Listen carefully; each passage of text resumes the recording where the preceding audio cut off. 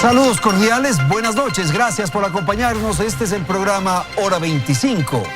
La corrupción es, después de la pandemia, el mal que más conmueve a los ecuatorianos.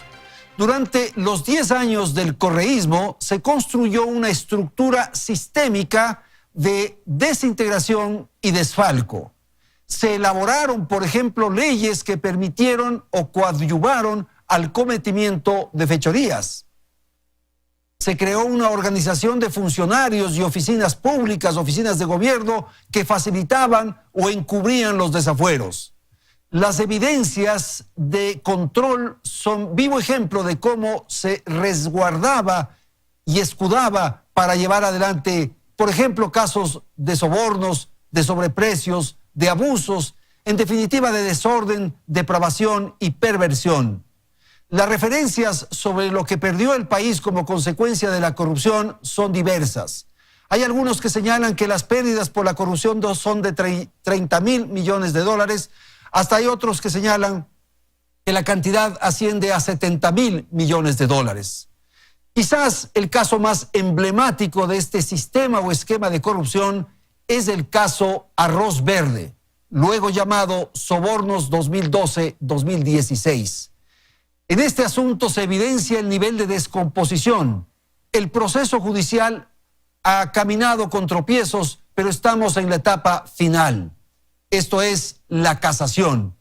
Vamos entonces a tratar sobre este caso en el que está comprometido el expresidente de la República, Rafael Correa, y cerca de una veintena de exfuncionarios del gobierno anterior y representantes de empresas privadas.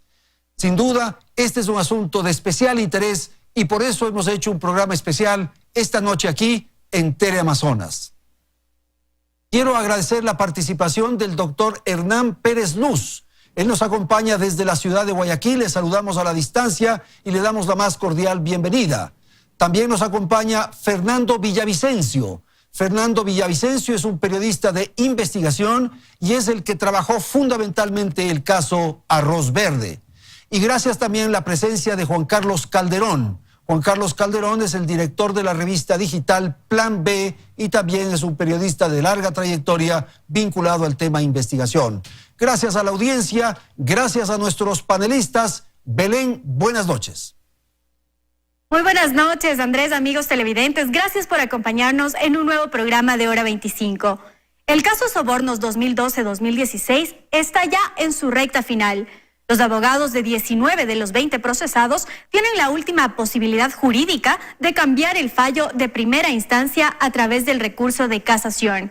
Si el tribunal, que por sorteo será designado para conocer este recurso, no lo admite, los procesados, encabezados por el expresidente Rafael Correa, deberán cumplir su condena en una de las cárceles del país.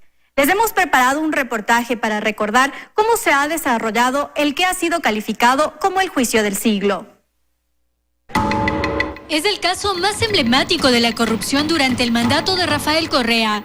Se hizo público a través de una investigación periodística en la que se lo denominó Arroz Verde. Y ya cuando la Fiscalía inició las investigaciones, su nombre cambió a Sobornos 2012-2016. El proceso inició en mayo de 2019, con la detención de 2 ex colaboradoras del expresidente Rafael Correa, Pamela Martínez y Laura Terán. Y luego las investigaciones vincularon a más personas, todavía más cercanas al exmandatario.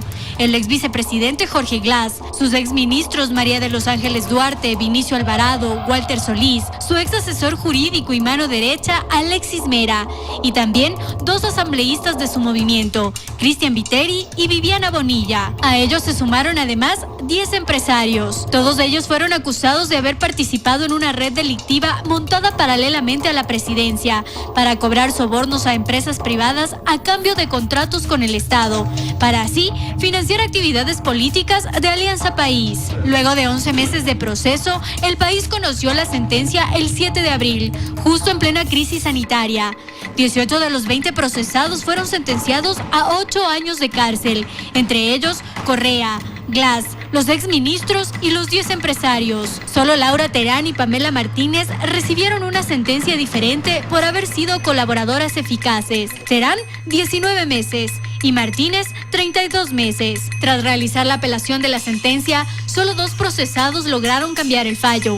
Laura Terán consiguió una reducción aún más fuerte de su pena y fue sentenciada a tan solo 3 meses de cárcel, que ya cumplió, pues pasó detenida 6 meses. Y al empresario Alberto Hidalgo le modificaron la pena de 8 años a 32 meses y lo definieron como cómplice del delito de cohecho. Las defensas técnicas de los otros procesados interpusieron hasta el pasado lunes el recurso de ampliación y aclaración, pero en realidad la última carta que se jugará en los procesados es la casación. Sin embargo, si el tribunal que analice este recurso no lo admite, los procesados deberán cumplir su condena en las cárceles del país. Y para quienes están fugados, la situación se complica, pues no podrán retornar al país sin cumplir la pena, pues el cohecho es imprescriptible. Así es como el Ecuador está a punto de conocer el final de un proceso sin precedentes, pues nunca antes se había condenado a un expresidente, exvicepresidente y varios funcionarios con rango ministerial en un mismo proceso. Pues sí, esto es lo que vamos a tratar en la primera parte del programa y acabamos de escuchar estas referencias que nos acaba de hacer Belén en el sentido de que se trata de un caso sin precedentes. Vamos entonces a empezar con Fernando Villavicencio para preguntarle cuál es la magnitud, la trascendencia, qué es Arroz Verde para empezar y poner en contexto los temas que vamos a tratar. Buenas noches. Andrés, buenas noches. Gracias. Un saludo a Hernán en Guayaquil, el colega Juan Carlos Calderón acá. Arroz Verde es una expresión del trabajo periodístico independiente, de la valentía del periodismo independiente, que devino en el mayor juicio de la historia y también revela de inicio la construcción de una independencia judicial y queda marcada la acción de una fiscal como Diana Salazar, que no tuvo problema y tuvo la valentía de asumir una investigación periodística, abrir a pocas horas una indagación previa y apresar a piezas principales que facilitaron transparentar y verificar la validez de esta información periodística. ¿Qué delito se cometió, Fernando? Varios delitos. A ver. Este es uno solo el que se está juzgando y tal vez no el principal. El soborno es el que se está... El cohecho. El delito de cohecho, que es el que se va a llevar a sentencia, hay sentencia y se viene en las próximas horas la casación. Este es uno de los delitos, pero quizá los mayores delitos están por investigarse y constan como parte de la sentencia, porque la sentencia del Tribunal Penal dispone a la Fiscalía que se abran indagaciones por otros delitos, principalmente por el delito de peculado, y creo yo por delincuencia organizada, porque el delito, lo que está en el fondo del cohecho, ¿el cohecho qué es? Es este soborno que entrega una compañía contratista, llámese Odebrecht o Hidalgo, a un funcionario, en este caso a Pamela Martínez, a un partido político que tomó el poder para recibir a cambio ¿qué? Millonarios contratos con sobreprecios. Entonces lo que no se ha investigado es de dónde salieron los sobornos. Los sobornos salen de los recursos públicos, de los contratos sobrecosteados, es decir, son pagados por el Estado ecuatoriano. Por eso nosotros hemos dicho desde el periodismo, Arroz Verde es la puerta de entrada al infierno. De modo que a partir de Arroz Verde se tiene que entrar al infierno. Arroz Verde es el mecanismo delincuencial de cómo un partido político, en nombre de una supuesta revolución, tomó el poder del Estado y convirtió la casa presidencial en una cueva de ladrones. Ya. Eso es Arroz Verde, el mecanismo que le va a permitir llevar a las otras pailas del infierno, a quienes, como Rafael Correa y Alianza País, convirtieron al propio Estado en una estructura criminal. Esto es así. Ok, gracias Fernando por esta primera intervención. Vamos con el doctor Hernán Pérez Luz en la ciudad de Guayaquil. Asimismo, una apreciación de orden general en torno al caso Sobornos 2012-2016. Hernán, buenas noches.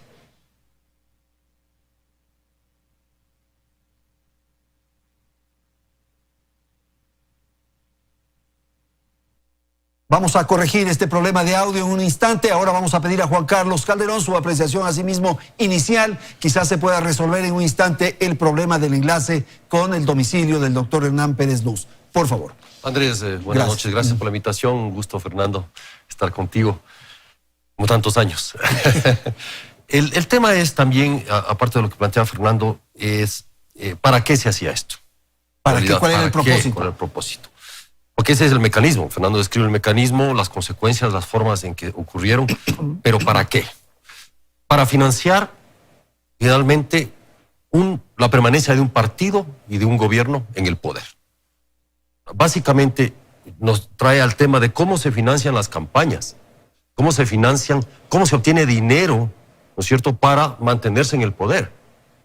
Un asunto que se descubre gracias al trabajo de Fernando, de Cristian Zurita, de Cristina Solórzano, y que de alguna manera muestra, ¿no es cierto?, no solo la campaña, esta del 2012, como ha sido bautizado, 2012-2016, las campañas electorales posterior también, y luego tenemos el caso de Lucas Majano, ¿no es cierto?, que también es en el mismo mecanismo, sí, en torno a un partido.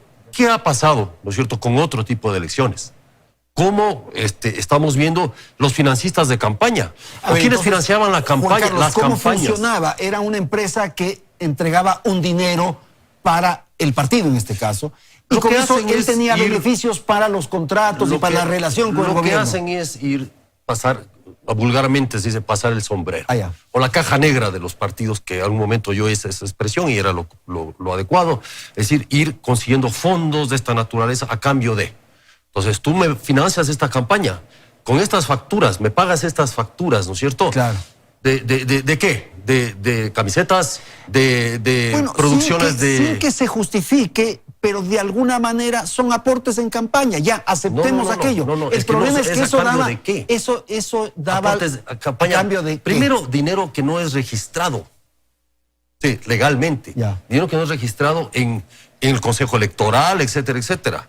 Segundo, esa es una forma no solo ilegal, irregular, sino además en contra de otros partidos que sí manejan las cosas decentemente, Claro. que ha de haber, ¿no? Seguro. Entonces, pero lo otro es ¿para qué? ¿A cambio de qué? ¿A cambio de qué? Sí, entonces, Eso es lo que hace se más plantea. grave el tema. Obviamente es lo que planteaba Fernando.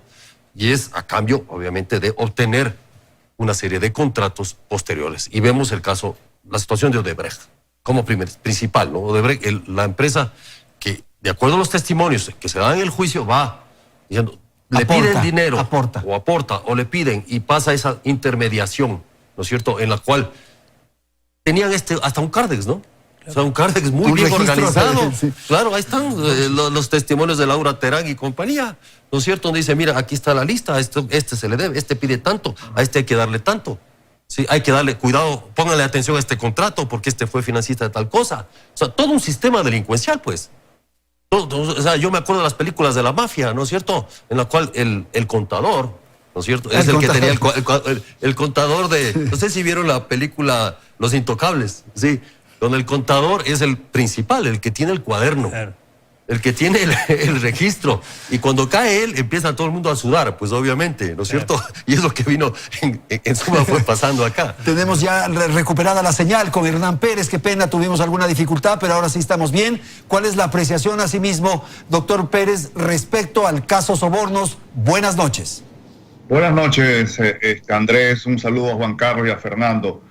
Bueno, yo creo que coincido con las apreciaciones que se están dando. Este es un caso realmente, como se ha dicho varias veces, emblemático del grado de corrupción que se ha llegado en el Ecuador, porque no es el único caso que tenemos sobre el tapete. Hay otros muy similares, en la que se combinan varios factores. El uno es el que el delito hoy en día en el Ecuador, especialmente, ha comenzado a ejercerse de forma organizada. Este es un tema importante.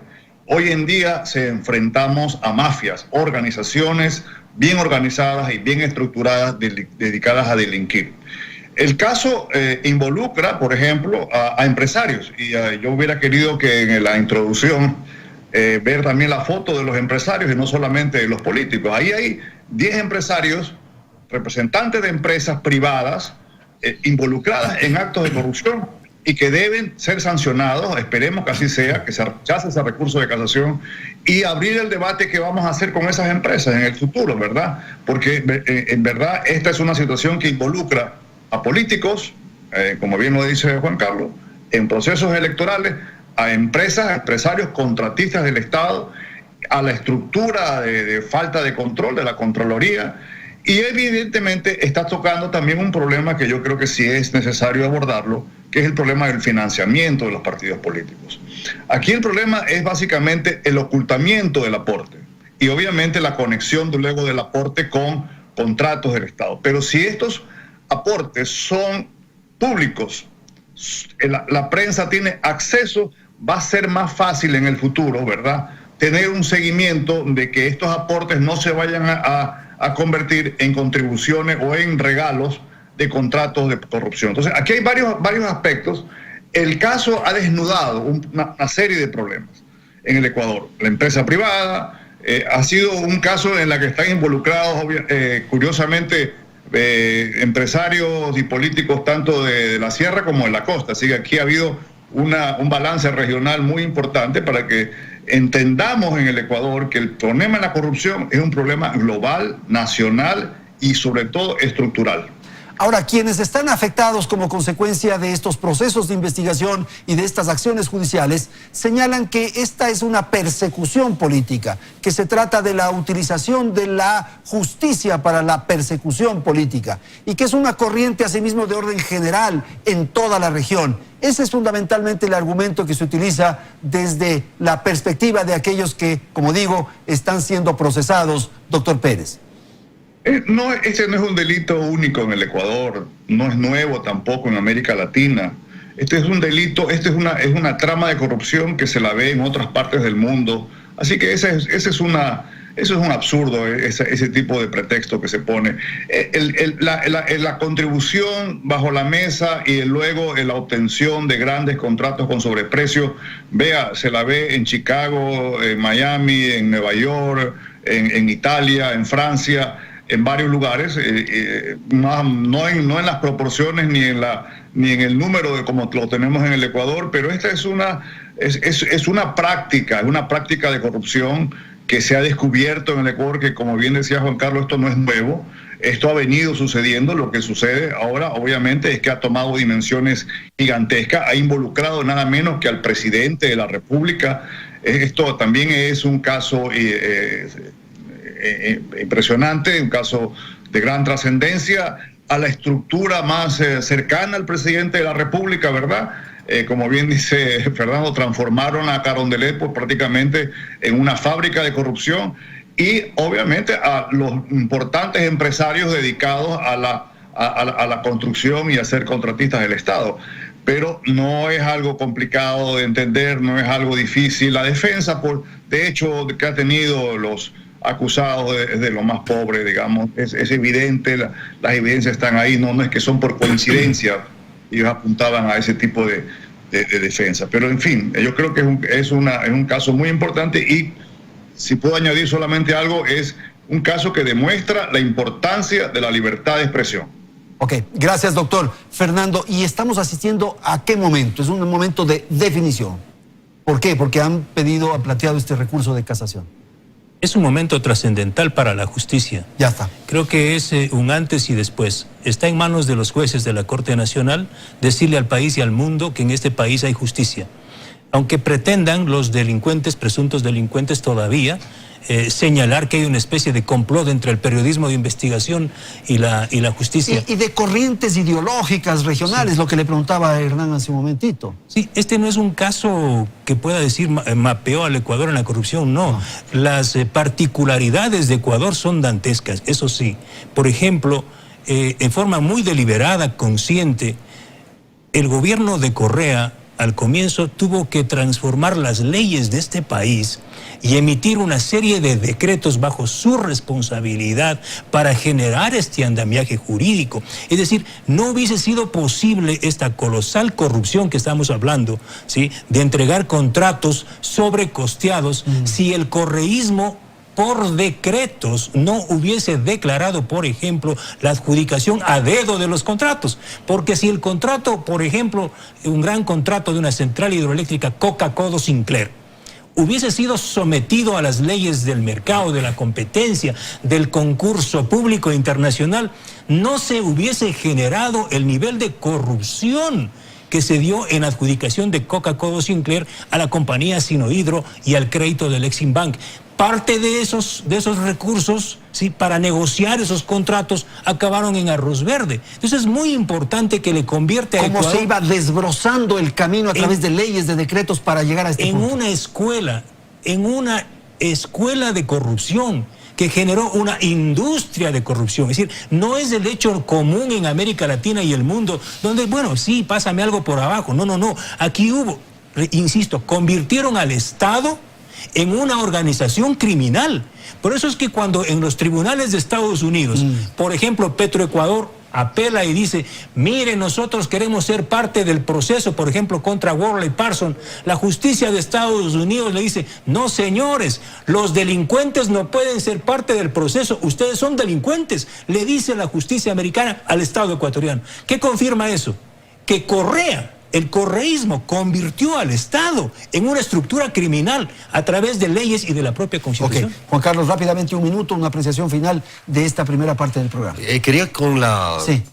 quedarme con lo que decía y para pasar tal vez después a hablar sobre el tema de la importancia del periodismo de investigación en esto.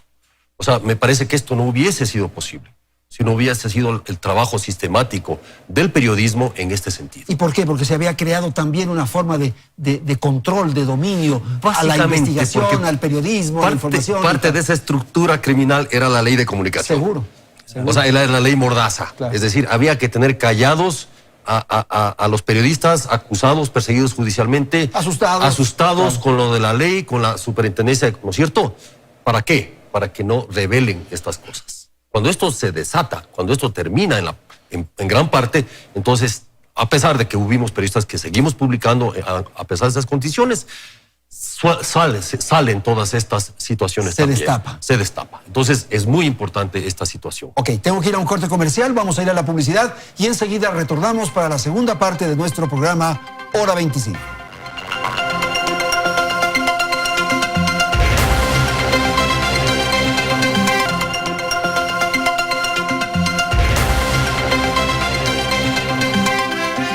Gracias, amigos, por continuar en nuestra sintonía.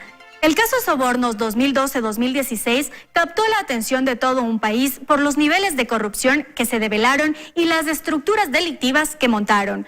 Sin embargo, ese no fue el único escándalo en el periodo de Rafael Correa al frente de la presidencia.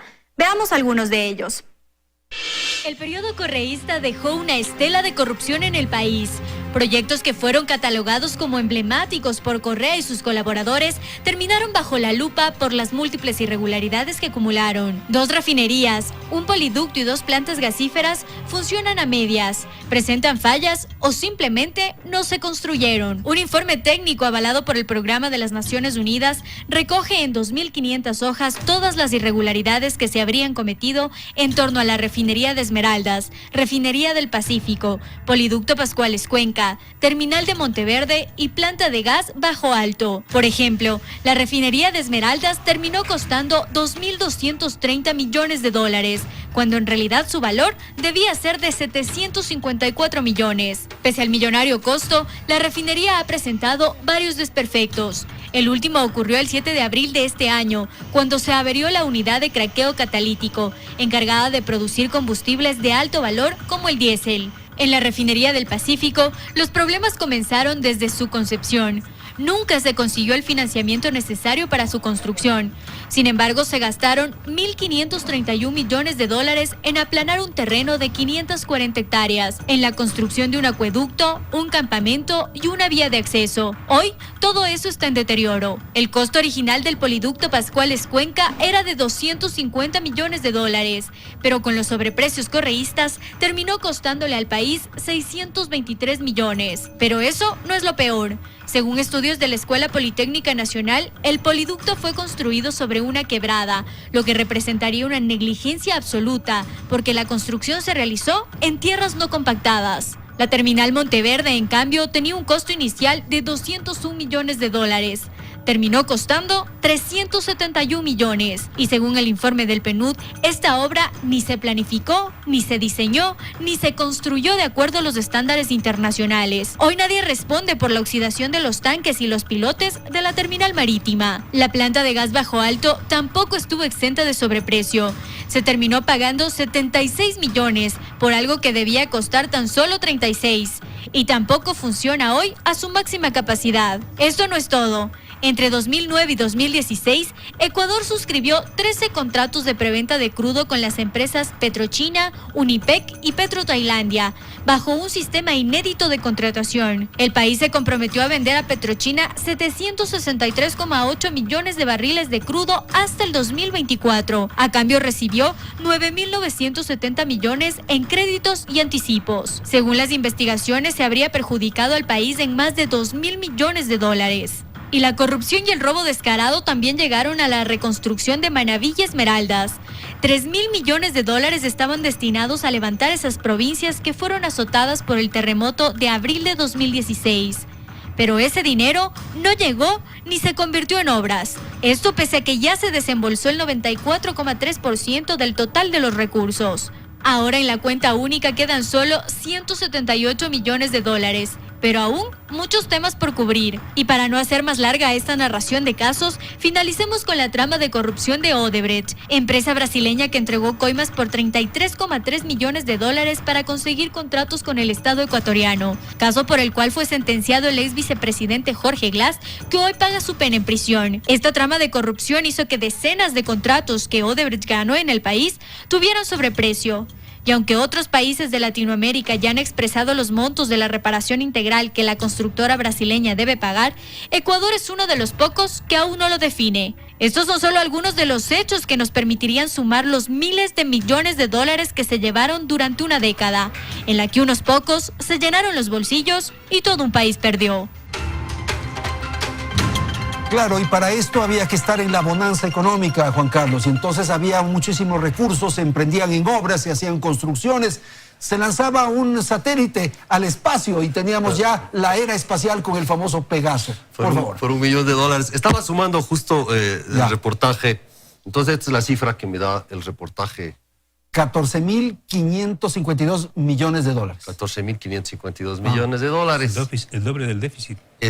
Solo en lo que mencionó Belén. En el reportaje. Súmele Coca-Cola Sinclair, 3.000 millones, carreteras más o menos 2.000 millones, redondeando unos 20.000 millones de dólares. Bueno, pero ¿no es eso lo que se llevaron o sí? No sabemos.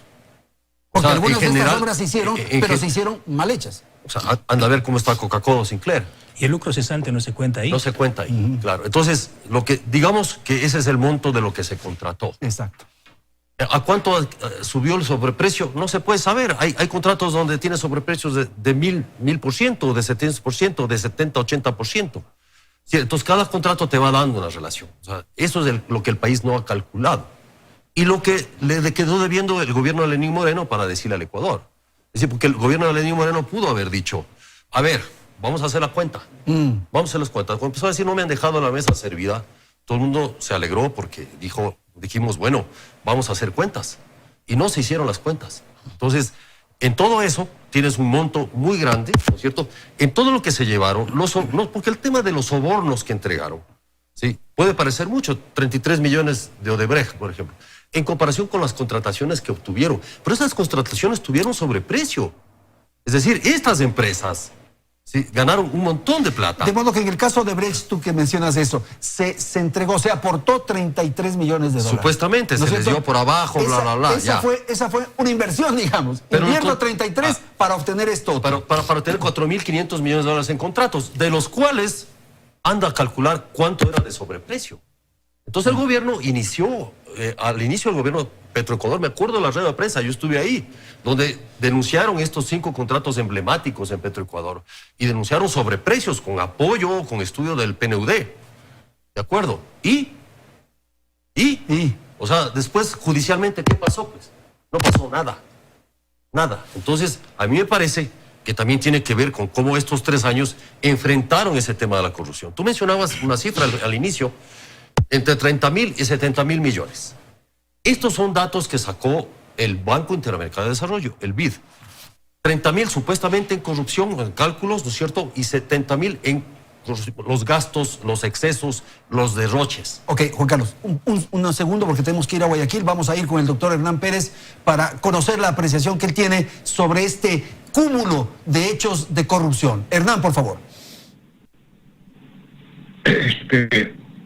Bien, mira, miren, Yo tengo una pequeña observación a la última parte del segmento, cuando se hablaba de esta idea de que hay una persecución ideológica en América Latina con respecto a los actos. Además, el señor Martinelli pues no es pues un adalid de la izquierda, y tampoco el gobierno del Perú en los sucesivos presidentes han sido gente de izquierda, simplemente han sido más bien hacia versiones neoliberales, etcétera. Así que ese tema debe quedar muy claro, que este simplemente es un... Yo creo que quisiera añadir algo a este inventario lamentable de los sobornos y de los números. Yo creo que el daño grande que se le ha hecho al Ecuador no solamente es el dinero, que evidentemente sobrepasa la cantidad de sobornos, porque es mucho más importante, como dice Juan Carlos, es el sobreprecio y la mala construcción de esas obras. Yo creo que lo más grave que ha pasado en el Ecuador es la cultura de la corrupción que dejó este gobierno. Eso es lo más grave. Todo esto que estamos conversando hoy en día, esta noche, el peor daño que le hemos hecho al Ecuador es convertir a la corrupción en algo normal. Que política nació a la corrupción como práctica ordinaria, normal, tolerable.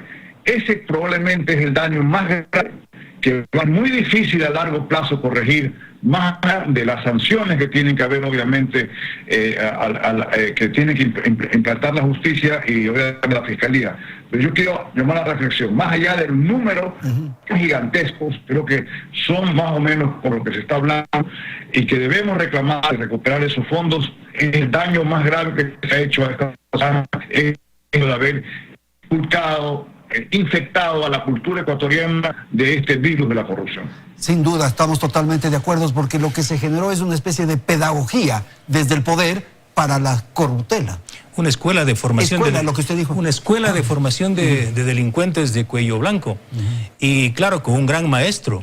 Y ese maestro sin duda era el presidente de la República, porque lo que confirma a Arroz Verde el mecanismo es que quien sabía, quien tenía el control de la estructura, era el jefe del Ejecutivo, el vicepresidente de la República, su círculo íntimo de poder, y abajo tenía un grupo de ejecutoras como Pamela Martínez, pero todo tenía conciencia, conocimiento, el presidente de la República. ¿Y había ya un diseño previsto, Fernando? Que nace justamente de esta versión autoritaria de entregar contratos a dedo.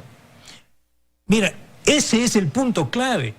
Porque Correa dice, yo no he firmado ningún contrato. Claro. Yo no estuve en la negociación. El señor presidente de la República de entonces firmó 16 decretos ejecutivos generando la emergencia en Petroecuador. La compañía SK, que aportó a la campaña de Correa, por lo que está procesado el señor Mateo Choi, ¿sí?, no ganó ese contrato en un concurso público. Claro. Fue adjudicado a dedo bajo el decreto presidencial de Rafael Vicente Correa Delgado, que declaró una emergencia ficticia. Es decir, no hubo emergencia, ese es el delito. No hubo emergencia. Creó la emergencia ficticia. Ellos crearon. Se asignó a dedo. ¿Por qué? Porque ya esta empresa había asignado unos recursos para la campaña. Porque esta empresa venía recomendada por Hugo Chávez. SK es la empresa recomendada por Hugo Chávez, por eso llega la misma empresa a hacer la refinería del Pacífico, y la misma empresa que hace los estudios en la refinería del Pacífico, me refiero a SK y KBC, hacen y llevan adelante la repotenciación de la refinería de Esmeraldas. Es decir, con todo un paraguas político ideológico, con toda una acción legal delictiva, hacen del Estado un Estado delincuente. Por eso es que Correa no tiene argumento para salirse. Es decir, yo no firmé los contratos. Entonces, esta escuela de formación, como dice Hernán, esta escuela, si los maestros, los catedráticos de la delincuencia organizada dieron muy bien su clase, ¿cómo no podemos tener salceditos que anden vendiendo insumos en los hospitales con sobreprecio? Y eso es la impunidad, porque si no les pasó a ellos, tampoco me va a pasar a mí. Si el presidente de la República es el formador de delincuentes, ¿qué podemos esperar de la patria, por Dios? ¿Y qué había de respuesta de la ciudadanía, de la justicia, de la institucionalidad, en fin? Porque si no se producía este destape que tú mencionaste, Juan Carlos, probablemente no conocíamos nada, no sabíamos nada. Bueno, se fue construyendo también, creo que un grupo de periodistas que fuimos trabajando en esto. O sea, no te olvides que en los 10 años donde mucha prensa también cayó, ¿no es cierto?, o por la ley o por circunstancias, hubimos periodistas con Fernando, con Cristian, que estuvimos denunciando. La primera denuncia contra Odebrecht, ¿no es cierto?, nace con la que hace Diario Expreso, donde yo era editor general y Cristian era el jefe de investigaciones en Quito. Se publica la denuncia ahí sobre lo que estaba pasando con la Central San Francisco. Claro. Y ahí Rafael Correa y Jorge Glass anuncian sacarle a patadas a Odebrecht. La siguiente historia que se publica es la que precisamente publican Fernando y Cristian, que es cómo volvió Odebrecht. El regreso. El retorno de Odebrecht, a cambio de qué volvió. ¿No es cierto? Incluso por eso hasta lo denunciaron a Fernando por ese reportaje. ¿Sí? Entonces, fuimos publicando, íbamos publicando cosas, todos los temas, ¿no es cierto? ¿Y qué hacían? Los perseguían. Publicamos lo del Gran Hermano, toda esta historia terrible, ¿no es cierto?, de contratos, 120 millones en contratos, etcétera, etcétera. ¿Cuál fue la respuesta? Nunca se juzgó a estas personas. Se montó un sistema de impunidad desde la Asamblea Nacional, porque ahí hubo asambleístas que en ese momento, que hoy incluso son funcionarios públicos, ¿sí?, que dijeron, yo no tengo por qué investigar esto, no vamos a investigar esto. Y no investigaron, entonces ahí se fue sembrando el sistema de impunidad. Y luego viene el tema de la ley de comunicación y toda la persecución a la prensa. Y la institucionalidad no funcionaba. ¿Qué pasaba con la Fiscalía? ¿Qué pasaba con la Contraloría? ¿Con los órganos de control? Estaban en calidad de alfombra, ¿cierto?, del gobierno, del Ejecutivo. Porque este país se puso en calidad de alfombra y al servicio, ¿no es cierto?, de este sistema delincuencial. O para tapar, o para perseguir a los denunciantes, ¿no es cierto?, y etcétera, etcétera. Eso es lo que ocurrió, ¿sí? Entonces, fue la lucha también de periodistas por no callar, ¿no es cierto?, los que nos trajeron a este estado, a esta situación en la cual el país pudo y puede conocer lo que ocurrió con su dinero, porque no es el dinero, ¿de quién es el dinero? De nosotros, de los ecuatorianos. Eso es lo que ocurrió, ¿sí? Y ahora hay, claro, grupos de abogados, ¿no es cierto?, que están dedicados a atacar al periodismo de investigación. Estos grupos de abogados de los acusados del caso Sobornos y otros casos que están dedicados a culparle, en el mejor estilo correísta, al periodismo de investigación de lo que estamos haciendo. Ok, Fernando, no sé si quieras agregar algo más para luego ir con el doctor Pérez. Decir que grandes tramas, arroz verde en cifras no es mucho. No es mucho, ¿no? Lo que se viene, o sea, ¿por qué le tienen miedo los correístas a arroz verde? No por el mecanismo, sino por la sentencia, por el fondo de la sentencia. Le dispone a la fiscal que abra expedientes, investigaciones por peculado. Este es el fondo. ¿Y qué otros casos se pueden venir o qué otras situaciones? Petrochina. ¿Por qué fue excluida del proceso arroz verde, por ejemplo, la compañía Andes Petroleum? En los registros que nosotros publicamos hay suficiente información para haber incluido a Andes Petroleum CNPC, que es la compañía china Petrochina, el mayor negociado de la historia de este país, Andrés, tal vez sin equivocarme, no quiero exagerar, es haber entregado petróleo que aún no se explota por un valor aproximado de 100.000 millones de dólares. Son 1.300 millones de barriles a los chinos para pagar una deuda de 20.000 millones. Esto no hace ni un loco. ¿Y le entregan a qué? A precio descontado, $4 menos. Hoy mismo Petroecuador saca un informe señalando que firmar un nuevo contrato con Petrochina le representa una pérdida de $2.38 por barril. Por Dios, multipliquemos 1.300 millones de barriles solo por $2. Estamos hablando casi de 3.000 millones de dólares de pérdida. Es decir, el país se muere porque nos han sobrecosteado en una bolsa de cadáveres y esto nos duele en una tragedia.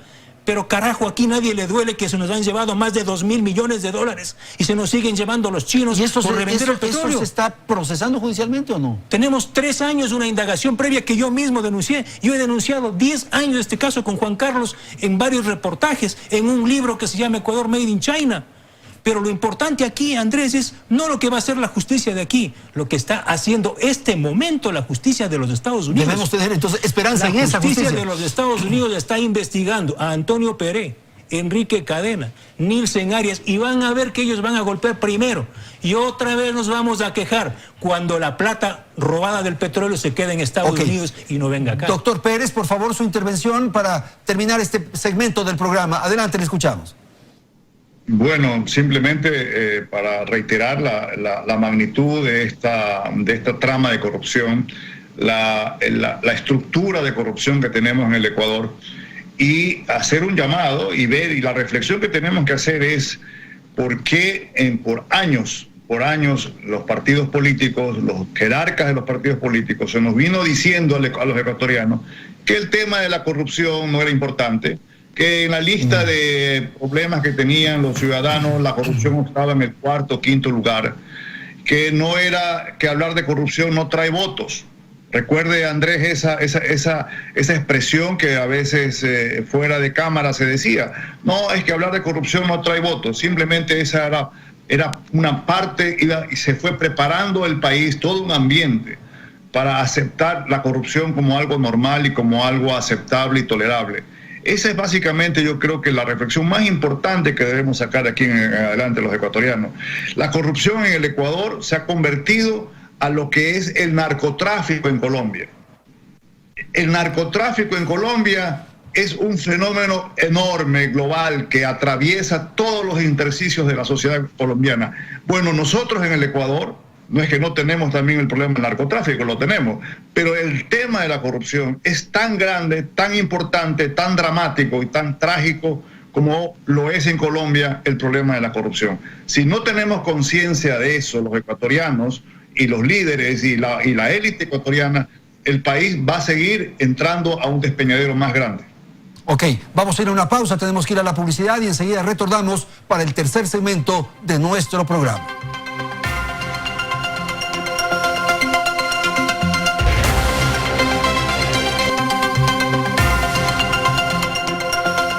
Sin duda indigna lo que ha ocurrido y todo este dinero que se han robado, que han mal utilizado.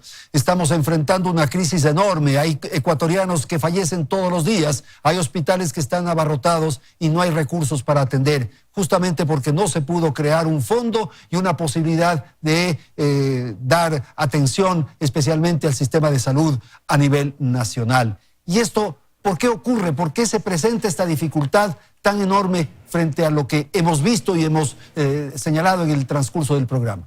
Lo que vivimos ahora, el ecuatoriano debe saber, Andrés, que lo que vivimos ahora, los que se les atrasan los sueldos a los servidores públicos, es precisamente el resultado de todo este enorme robo que hubo.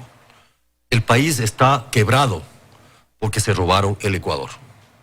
No es porque alguien hizo malas cosas ahora, también.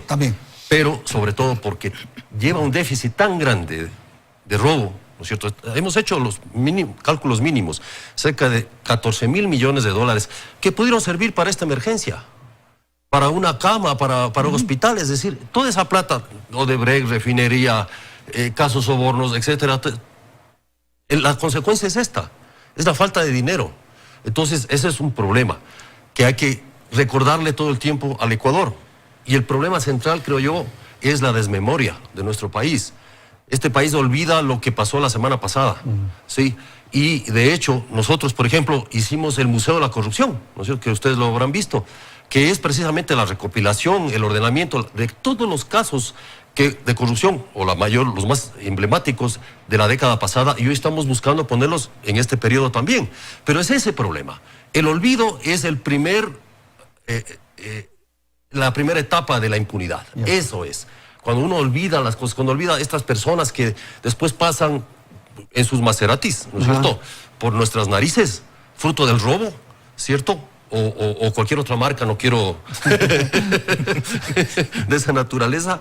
Es una metáfora. Pasan por ahí, es para decirnos a los ecuatorianos, vean, este país está como está, básicamente por la corrupción. Y lo que usted decía, doctor Pérez, en el sentido de que se generó una especie de cultura alrededor de la corrupción, esto que señalamos aquí, que había una escuela, que había una institución, una academia en donde se formaba la corrupción. Y tiene un tema central, me parece, que es la impunidad. Si no se sanciona, si no se establecen responsabilidades, se van multiplicando los ladrones, por favor.